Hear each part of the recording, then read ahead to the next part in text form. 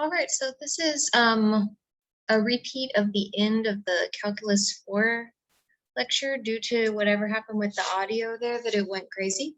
So the place that the audio started to go crazy seems to be around the point where it was just finishing a problem where it had asked for calculating this integral from 0 to 3 of x cubed minus 6x dx. And it was a calculation where we were using the limit definition for the integral. And then at the end, it got that this was equal to 81 over 4 minus 27 equals negative 27 over 4 equals negative 6.75. So right around there is where something really weird starts to happen. And then so we're going to recapitulate the ending there. You can probably still get a lot out of the first one if you slow it down on YouTube to like half time or something, but yeah, something really weird happens there. So this is all again from the Stewart book. A lot of it just copied word for word. So I'm going to put some things here that are the properties of a definite integral.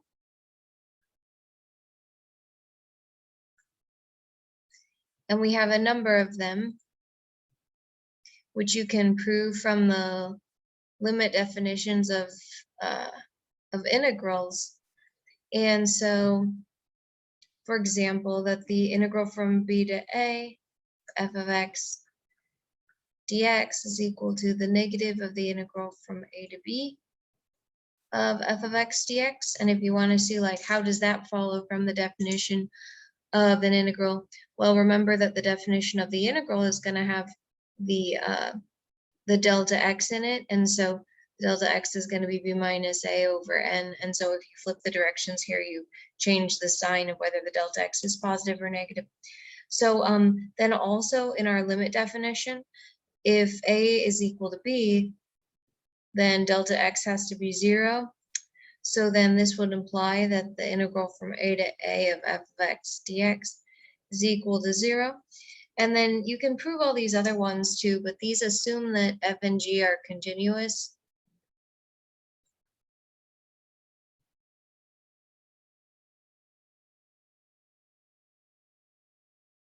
And in such a case, we're going to get the integral from a to b of c dx is equal to c times b minus a, for c being a constant. We can also demonstrate that this property where you integrate a sum is going to equal the sum of two integrals.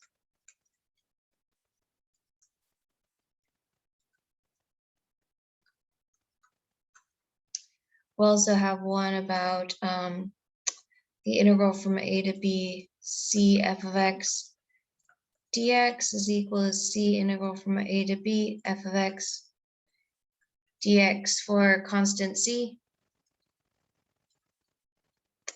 I'll go through more on the next page. We also have one where the integral from a to b of f of x minus g of x dx is equal to the integral from a to b of f of x dx minus the integral from a to b of g of x dx. And then the other one I'm going to write up here is from a to c of f of x dx plus the integral from c to b of f of x dx is equal to the integral from a to b of f of x dx. And then, oh, actually I have some more. So 6 says that if f of x is greater than or equal to 0, for a less than or equal to x less than or equal to b, then the integral from a to b of f of x dx is greater than or equal to 0. It also says that if f of x is greater than or equal to g of x, for a is less than or equal to x is less than or equal to b, then this integral satisfies this property, where one of the integrals is greater than the other. And then if m is less than or equal to f of x, less than or equal to m, for a less than or equal to x is less than or equal to b, then m times b minus a less than or equal to the integral from a to b of f of x dx less than or equal to m of b minus a, m times b minus a. Okay, so then now we're going to briefly go over the fundamental theorem of calculus. So the Stewart book kind of splits it up into two pieces and calls one of them part 1 and one of them part 2. So for consistency with this book that I'm following, we can write both parts, but so here's the first part. So this is the fundamental theorem of calculus, which this book calls it FTC part 1 and FTC part 2. So here we have if f is continuous on a to b, then the function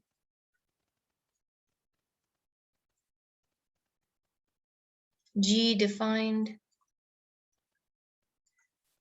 by g of x is equal to the integral from a to x f of t dt, a less than or equal to x less than or equal to b is continuous on AB and differentiable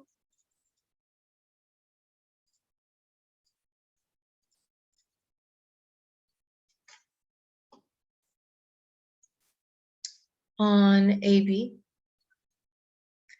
and g prime of x is equal to f of x. So we can see here that this means for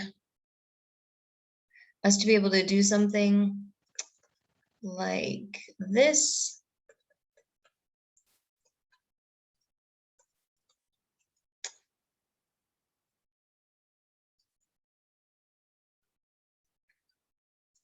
so the idea is that if f is continuous on this interval, and then we can get this function that's a function of x, because as we change the limit of integration, we change the value of this integral.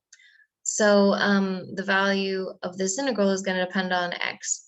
And then so this integral is going to be a continuous function and able to be differentiated on AB, and it's going to equal back f of x. And so this says if f is continuous, then that follows. And so there's sort of the common way that you see that written. So for example, let's say we look at this case, 1x to the 4th secant t dt. Okay, so in this case, it's not exactly in the form that's up here, because we can see here I have an x to the 4th and here I just have x.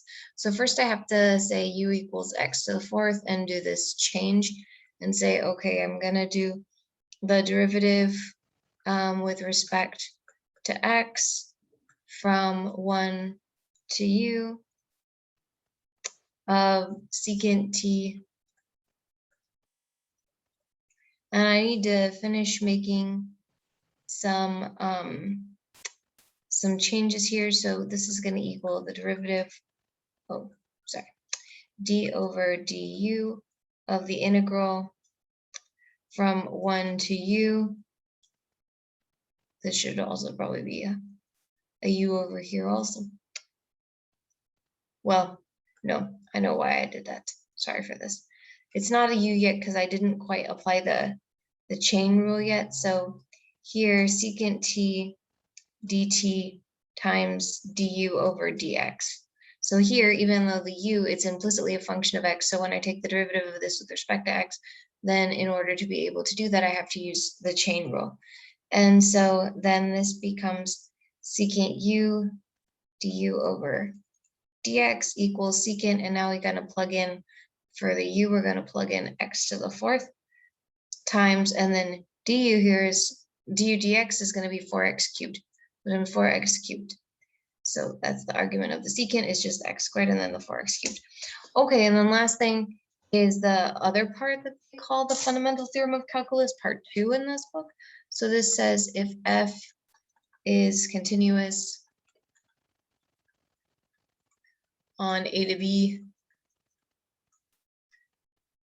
then the integral from a to b f of x dx is equal to f of b minus f of a, where f is any antiderivative